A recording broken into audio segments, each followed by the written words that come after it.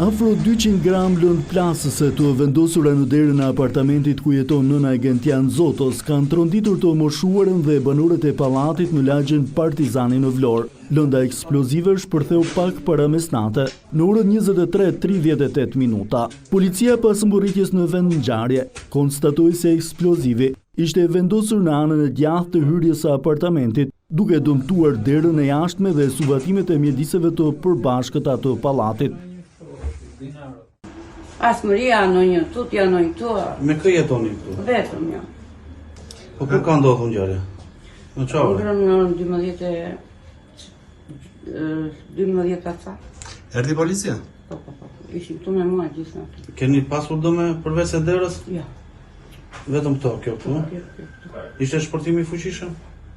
Këtë gjuam më shumë botim. Pas Kam çfarë kaq mendoni? vite këtu në Po lagje. çfarë mendoni që mund ta kenë bërë? Nuk e di. Unë si gjithare. Pallati ku ndodhi ngjarja në lagjen Partizani të Vlorës nuk ka kamera sigurie, ndërsa policia e Vlorës ka sekuestruar pamjet e kamerave të disa bizneseve aty pranë. Bëhet e ditur se 7 persona të dyshuar janë shoqëruar, por pas marrjes në pyetje janë lënë të lirë. Sipas burimeve policore, ngjarja mund të jetë një mesazh për djalin e të moshuarës, Gentian Zoto, i cili është dënuar me 35 vite heqje lirie në akuzën e pjesëmarrjes në atentatin e organizuar ndaj Inez Hajrullës, ngjarje ndodhur me 10 maj të vitit 2019 në Lungomare të Vlorës.